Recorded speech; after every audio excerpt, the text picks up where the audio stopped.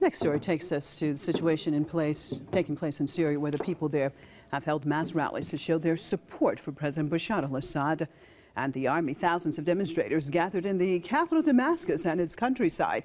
Now, they expressed support for their president and the Syrian army forces in their fight against terrorism and foreign-backed insurgents. Pro-government demonstrations were also held in the western city of Homs and its countryside. Syria has been gripped by deadly unrest since 2011.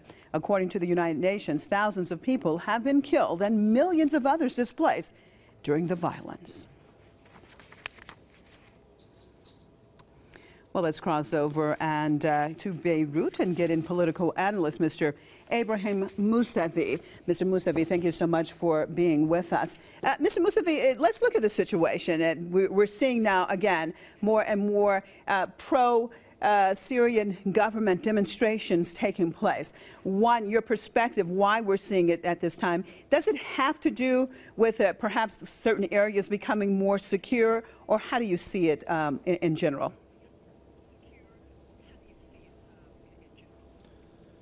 Absolutely, you're totally right. Actually, recently there have been a lot of developments in the battlefield where the Syrian governmental army, the Syrian official army, has been able to make a lot of achievements on the military level. The army has been able to direct devastating blows to the Takfiri insurgents, to all the military groups, foreign groups. We all know by now that more than 80 different nationalities from all over the world have come to fight in Syria against the Syrian people and against the Syrian army, and the conspiracy is very open, is very clear in Syria. It has always been the case that the Syrian people have supported their government, and we still remember during the onset, the beginning of the crisis, millions of people used to come to the street in order to voice their support to their president and to the Syrian government. It was 1 year ago when the intelligence services were saying that if Bashar al-Assad is going to run into presidency, 70% of the Syrians would support him.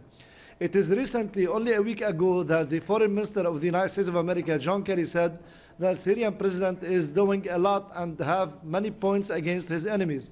So here you're talking about a conspiracy that has come to a point where everybody knows what's going on, especially the Syrian people. How come more than 80 different nationalities, Chechens, Europeans, Americans, even from Australia, from the remotest part of the world, come to Syria to fight the Syrian government? I mean, so you see, this is something that is being very clear to the people, and they want to voice their support to their president. I believe we are going to witness more and more of this kind, and with more population in the ground coming to voice their support behind the Syrian government, and even to dictate or to exercise the pressure on their president to run for the coming elections.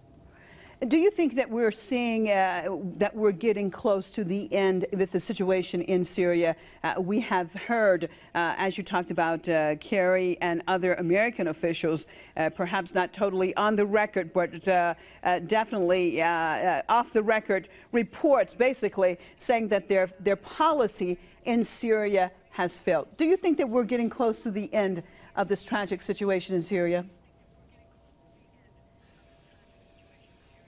If I want to be optimist, I will say we are getting close, but not very, very close, to tell you the truth.